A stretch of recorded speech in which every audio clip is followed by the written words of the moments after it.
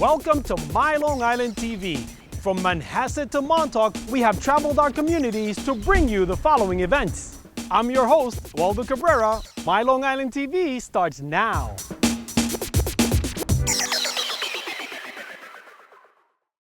West, low fuel, heavy weather. Army 212 radar contact, turn right heading 150. With a fog-bound helicopter hanging on your every word. It doesn't matter whether you're a man or a woman, only that you're good. Slowly. Roger. Overlanding threshold. Be all that you can be. Thanks for your help. Roger. You can do it in the Army. I started out as a young kid in the advertising business in the early 70s, which would probably be about the end of the Mad Men era. And the business was starting to really be championed by creative people at the time, people like Doyle Dane Bernbach, where they were doing great breakthrough advertising for Volkswagens. I was lucky enough to get put on the Pepsi business at a fairly early age and stayed with that account and then started my own agency. Some of the campaigns that I got to work on were people at Amex on the Don't Leave Home Without It campaigns with Carl Malden, Smith Barney, We Make Money the Old-Fashioned Way, We Earn It. And one of the rules that I had when I owned my own agency was there's no such thing as a bad idea. Because sometimes the worst idea can be converted into the best idea. So we even had a challenge at times where we would say, I want you to think of the worst possible ad campaign that you could come up with for this. And then that would free people up to say, well, what's the opposite of that? Rarely would it be done solo by somebody on their own, although the idea could come at any time. So I've had ideas in the shower or driving into Manhattan. You never know where the idea is going to come from. And in the 70s when I started, the most important thing was great creativity. And I think that the agencies and the clients need to focus more on that.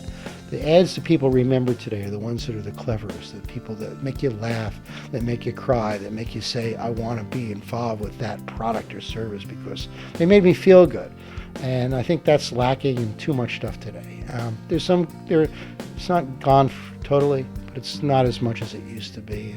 It needs to come back. At the end of my ad career, when the internet was really starting to just come into its full power, Hive Records, which is part of BMG Music, had some new artists that they wanted to break, and they wanted to do it differently. Napster was starting to eat into their profits, and iTunes did not exist yet.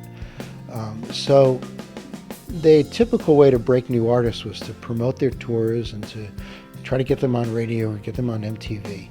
But it was a very expensive process, and when they spent all this money on these new artists, very few of them actually made it. So the net return for the company was usually negative, and they wanted to change that paradigm. The solution was very simple. I said, look, every afternoon at 3 o'clock, there's millions of kids who come home from school and they go into chat rooms. At that time, it was all on AOL.